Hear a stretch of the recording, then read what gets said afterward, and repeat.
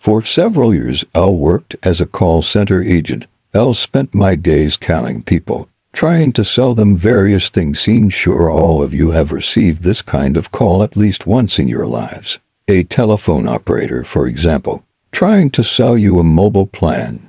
Let's be honest, we could all do without these calls.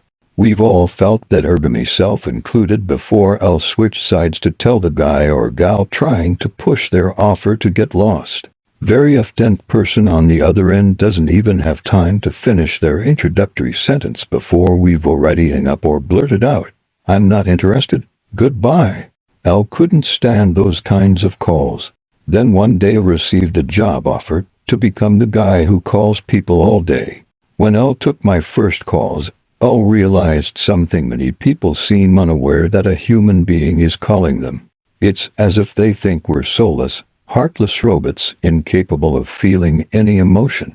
I'll do exactly as I'm told, follow the script given to me, and I'll don't decide whom L should or shouldn't call. As a result, L often got shut down, and not always very politely. That wasn't the only downside of the job. It was repetitive, too. We kept saying the same thing over and over, and the days were long. There were, however, some positives. Whenever L managed to sell a subscription to someone, did even know from Adam to Eve, L must admit L was filled with a sense of pride. That didn't completely erase the inconveniences, but over time L got used to it, had developed my little routines. Then one day a phone call turned my life upside down. This was about a year ago. That call terrified me. I lost sleep for several weeks. L had already encountered my share of oddities during my many years of loyal service at the call center, but this time was seriously freaked out to the point that for the first time in my career, L had to take several weeks off on sick leave. L was traumatized. It was a Friday, nearly at the end of my shift. It must have been around 7:30 p.m. We were nearing the end of our call list, so there were a lot of answering machines and quite a bit of waiting time between calls. We'd been waiting for 3 minutes when a new contact finally appeared. L began as usual. "Hello, this is Max from sales." The man on the other end of the phone interrupted me, telling me to stop immediately. Up to that point, nothing unusual. This happens often. L paused for a second to listen to what he had to say. Usually, people will say that, go on to complain either about the calls or to insist that they aren't interested. But this time, he said nothing. L could only hear his heavy breathing. So L continued, "I'm calling you too, shut up, Max." My irritation began to mount. It was the end of the day, and although L was used to rude people, this was really getting on my nerves. You have to understand that as call center agents, we have strict guidelines not to talk down to our clients, and no matter what they say, we're supposed to remain polite and courteous. So even though L felt like telling that idiot to get lost, L simply replied, "Sir, I'll apologize if he cut me off again. Stop calling me Max. Done single quotes T like it. Sir, it's an automated system calling you. Perhaps you received a call from one of my colleagues." "No, I'll know it's you calling me all the time, Max." While speaking and listening to him, I'll checked the call history. Began to feel uneasy. He was right, it was always my name on the record. L had always sent him to voicemail. He had never answered before. This was the first time to you. It might not seem strange at all, but I'll assure you it wasn't normal that L was always the one reaching this quay. On a call platform, there are several teams. In Minithir were nearly 20 people. The calls are distributed randomly by software among the available agents. Logically, my name shouldn't have been the only one showing up in the history. The system had already called him 8 times that month, and it was always me who got through, never one of my colleagues.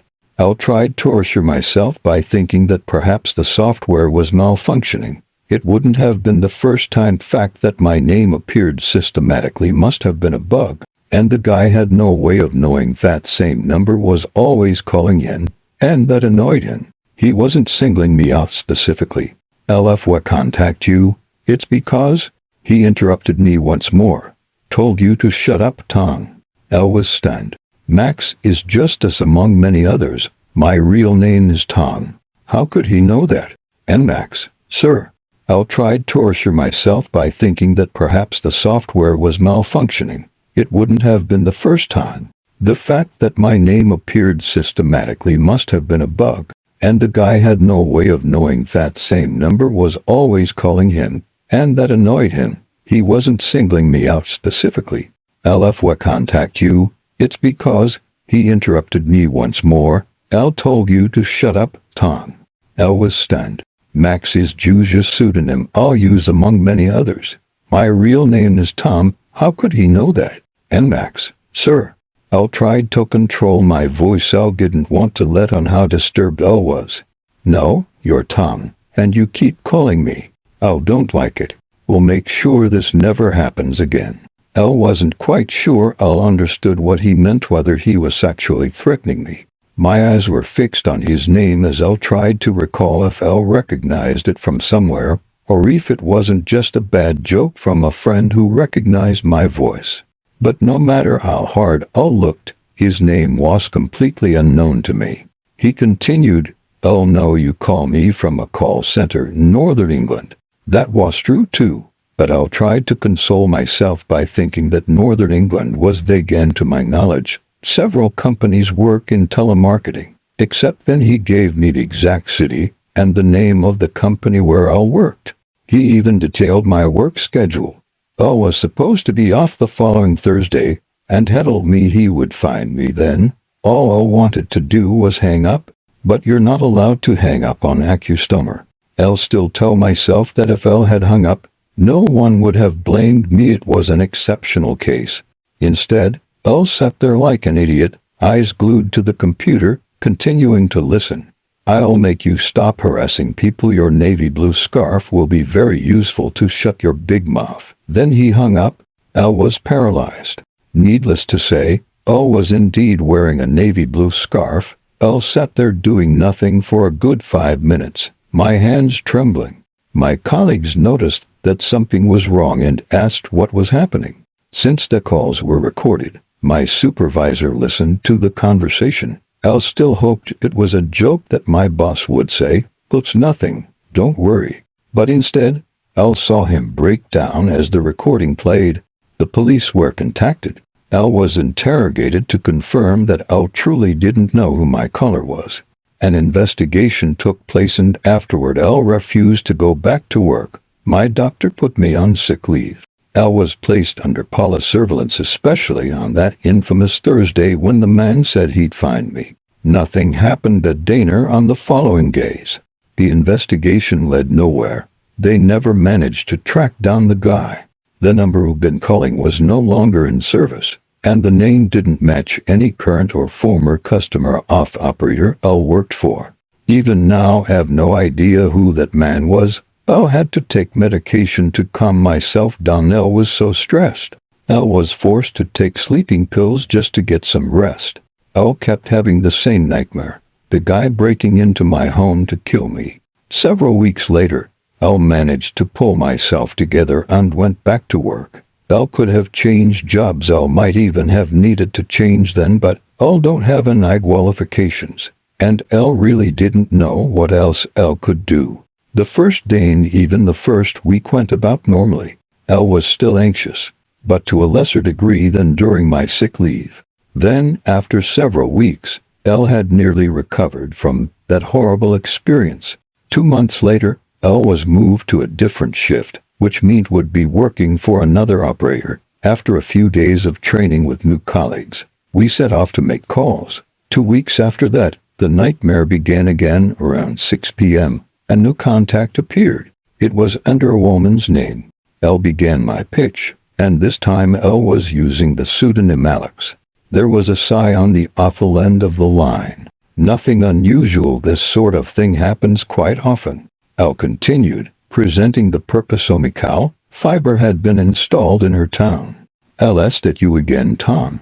It was the same voice as before. "I came down with food poisoning after eating slimy-looking clams. One girl puked all over her seat on the plane, and our teacher almost had a nervous breakdown. But it was my brother's lack of contact that contorted my gut into knots. I texted him almost 50 times over the duration of 3 days, and I didn't even get a read receipt. When I returned home, I was relieved to find Jude perched on a daffodil. He seemed quieter than normal, and I admit, as a 10-year-old kid, I wanted him to miss me and say how excited he was for me to be back. Jude didn't speak much at all that night. I remember it was summer, so I spent most of the afternoon and evening hanging out with him, but he didn't speak. Eventually, when I poked him, offering him honey, he was obsessed with honey. It's the fairy equivalent of getting high. He opened up to me, hopping onto my outstretched palm. "My friends are disappearing," he said softly. I noticed he was glowing brighter, all of the color drained from his cheeks, dark circles prominent under his eyes. He sighed, laying down in my palm. I liked that he trusted me enough to be vulnerable. Jude once told me his father was against him talking to humans. The king saw us as parasites and evil looming monstrous things. Dad thinks it's a human, Jude sighed, rolling around in my palm, pressing his face into his arms. I told him it's not. Humans are nice. I have 2 human friends, he explained in the gentlest of tones, and I could tell it really did hurt him to say it, that he couldn't see me anymore. I'll be king in a month, so Dad doesn't want me to explore anymore. Jude didn't say goodbye. I think he was too emotional. He just told me it was nice knowing a friendly human, before hopping off my wrist and flying away, a single buzzing light disappearing into the trees. I was determined to find his missing friends. So, I did what I could. I set honey traps, trying to lure them out from wherever they were. I figured they had run away from home. I had the naive idea that finding them would bring Jude back and my kindness would prove humans are good, and Jude's father was wrong about us. I drew up plans to find Jude's friends and bring them back to the kingdom. Ross had been quiet ever since I got back from France. He said he was doing homework in his room, but when I bothered checking, he was curled up under his blankets with a flashlight, the beam illuminating his shadow. When I asked what he was doing, he held up a copy of Carrie. "I'm reading," he grumbled. So, I left him alone. Jude's friends were nowhere to be seen. I gave up halfway through summer vacation, when it was clear Jude wasn't coming back, and I was wasting my time. It had been months since I'd last seen him, and I had spent the majority of the time when I wasn't searching for the missing fairies, playing with my new friends. I didn't tell them about Jude, or the fairies, or even where I lived. I was embarrassed of our neighborhood. I was embarrassed of our broken gate, our uncut lawn that was almost up to my knees, and my mother's refusal to actually be a parent. With these new friends, I could be a whole other person. Frankie, without the father who left, and an alcoholic mother. Frankie, whose brother hadn't spoken to me in weeks. However, when my friends were pulled inside for dinner, I had no choice but to return home. With Jude, it was bearable. I could forget that I hadn't washed my hair in weeks because we didn't have money for shampoo, or that the other girls in class were already pointing out lice crawling in my hair. With Jude, I could forget about all of that. Without him, without my parents and brother and grandma, I was starting to feel empty. I stepped inside my house surprised by the unfamiliar light of the TV. Mom was already passed out on the couch, but it looked like she'd been watching a game show. Dad's crystal lamp, normally switched off, was lit up, brighter than normal. I had to shade my eyes, blinking through intense white light. I opened the refrigerator, comforted by light, and pulled out a bottle of water. It was ice cold. I was so used to lukewarm. Mom had finally paid the electricity bill. I can't describe how fucking relieved I was. I had a hot shower and made myself a frozen meal. I could hear my brother playing video games, screaming threats at the screen. I poked my head through the door. "Did Mom pay the electricity bill?" Ross rolled his eyes, smashing buttons, slumped on his beanbag. Obviously. I threw a stuffed animal at him, and he, of course, lobbed it back, aiming for my face. I glimpsed a faded glitter of light under his blankets. "Is your flashlight faulty?" I asked. Ross's gaze didn't leave the TV screen. "I was using it as a reading light, but the stupid thing won't work properly. It's broken." I told him he could have mine, and that was the first time my brother smiled at me. "Thanks." I ran upstairs to grab my mother's laptop to do homework. This was the first time we had electricity in months, and I was going to take advantage. But it was when I entered my room. My bedside lamp was too bright. The amount of times I had wished for it to be turned on during winter nights when it was so cold, and not even my blankets could warm me up. The cold, dark bulb had always been painful, like being stabbed in the back. Light was so close, and yet so far, that I couldn't reach it. I rushed over to turn it off, but something stopped me dead. Voices. Tiny screeching squeaks. Swallowing bile, I inched closer, peering into the lamp. The sight sent me retracting, my stomach in my throat, my cheeks burning. I could see their tiny bodies cruelly taped to the burning bulb, tossing, turning, and flailing. Their skin dripped from their bones and caught a light glowing hair burned from their scalps, revealing the white bone of tiny fairy skulls. Their innocent screams sent me stumbling back, dropping onto my knees. I'll never forget that image. It's burned into my mind. I'll never forget their screams. The more they cried, begged, and screeched, the brighter the light burned, scorching the bulb. Pain made them brighter. The realization made me heave. I didn't think. Stifling my sobs, I burned my finger, plucking Yuri, Jude's older brother, from the lamp, tearing him from the cruel duct tape restraints pinning him down. I first met Yuri when he got tangled in my hair, and I laughed so hard I almost puked trying to pull him out of my thick ponytail. He was kind, college-aged, with stories of his time overseas. Yuri teased Jude like my brother teased me, pushing him off flower buds and ruffling his hair. Yuri wasn't moving, his head hanging, his wings charred. I could see where half of his face had peeled away, leaving pearly white bone framing a skeletal grin. When I gently prodded him, panicking, his head lolled forwards. He was dead, and yet somehow, he was still producing light. "What are you doing?" Ross snatched Yuri from my grasp, squeezing the fairy between his fists. I felt sick, watching intense golden light bleeding through his fingers. Without a word, he placed Yuri back inside the lamp, tightening the duct tape over his tiny body. I noticed Yuri's wings twitching slightly. He wasn't dead, but was so close. Ross turned to me, and I remember my brother's eyes terrified me. "You said you wanted light," he snapped, gesturing to the lamp. "So, I got us light." I tried to protest, tried to free Jude's brother. Ross shoved me into the wall. "If you touch them," he spat, "I will fucking kill you." I tried to get past him. I tried to save Jude's brother. This time, I snatched him up, and Ross pulled him from my grasp, shoving him in his jeans pocket. He treated them like dolls. "We have light." That's what Ross kept saying, but he was fucking hurting them. "They're giving us light, Frankie." When Ross locked me out of the house again, I tried to call to Jude. I was ashamed of my brother, but lying to him felt wrong. But Jude never came back. Fortunately for me, all children get bored and move to the next thing.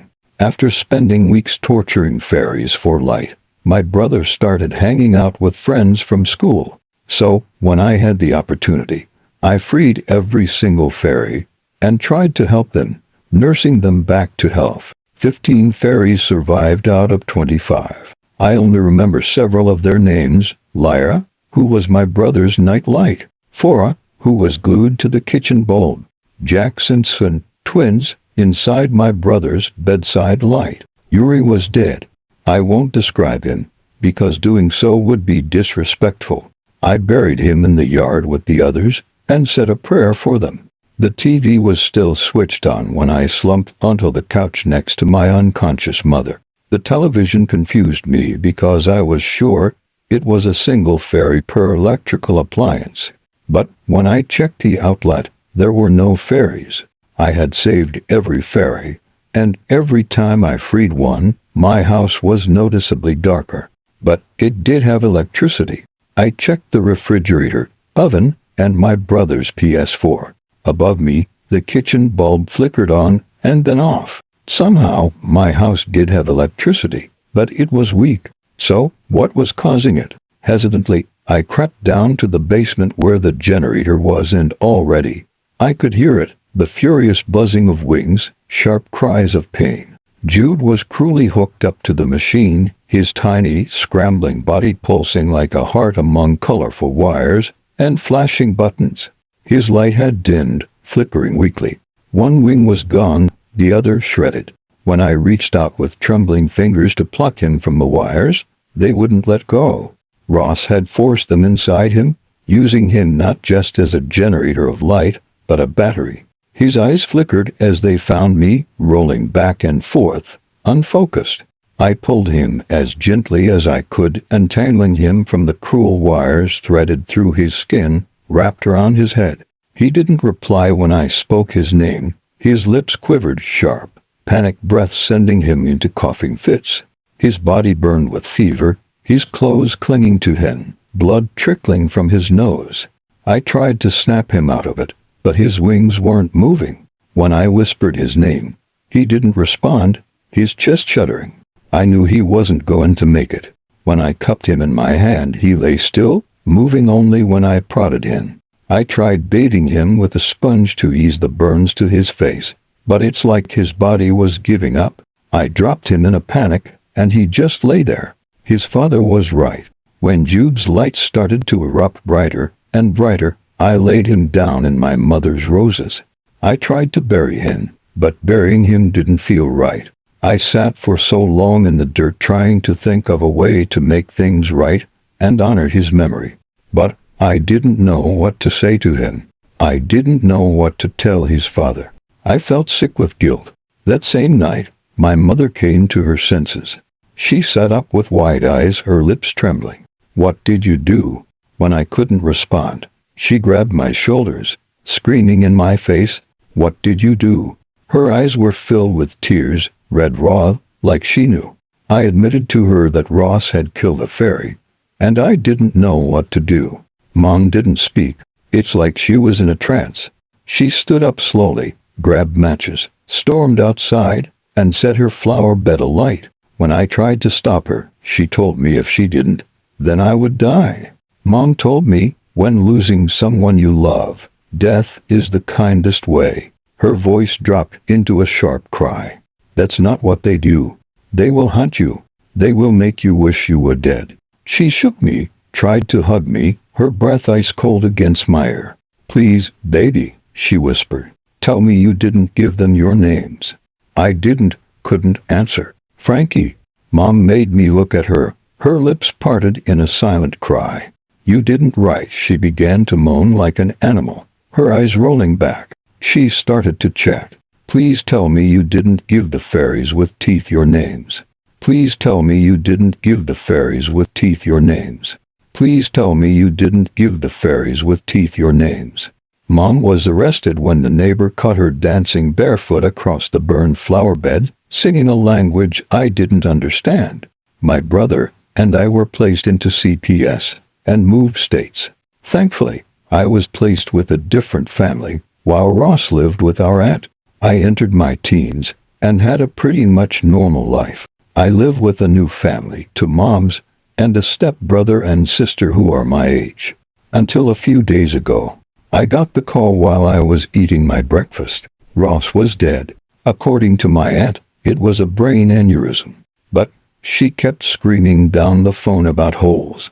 Holes in my brother's brain that shouldn't have been there. She found him face down in her yard, with a hole inside his head.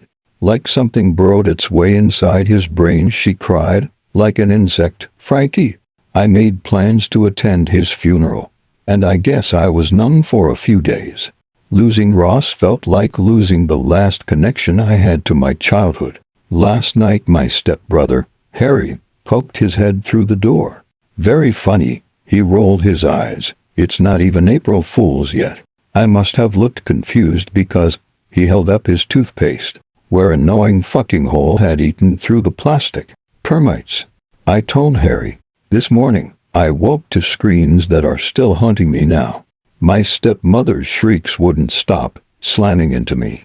I heard the thud of my stepsister running down the stairs, and then her screech. Harry was face down in our front yard, a giant hole in the back of his head, like something had burrowed through his skull. I ran upstairs to grab my phone to call the cops, and a spot of light caught my eye. Sitting on the window, his legs swinging, arms folded, was Jude. He was older, a crown adorning thick brown curls. His wings were still slightly charred, but he was alive. I didn't recognize his eyes. I remembered them being filled with warmth and curiosity. Now they were hollow, sparkling with madness. Jude smiled widely, before spitting a chunk of fleshy pink on the windowsill. He didn't speak, didn't explain himself. Instead, he shot me a two-fingered salute, and flew away, a buzzing orange light that I swear was laughing. Look, I know he's doing this for his brother, but I'm terrified he's going to kill me. He killed my brother and my stepbrother. Does Jude even know I tried to save him? Is he punishing me? What should I do? Mom is locked up in a psych ward, and she burned all of her books. I just need to know. How do I keep him away from me at a 2? Something is seriously fucking wrong. I just got a call from my stepmom. Harry's okay. He's coming home right now. Mom thinks it's a miracle. She keeps telling me Harry can't wait to talk to me. That's all she's saying. Harry keeps saying how excited he is to talk to you. He can't wait to see you. But how can he be okay?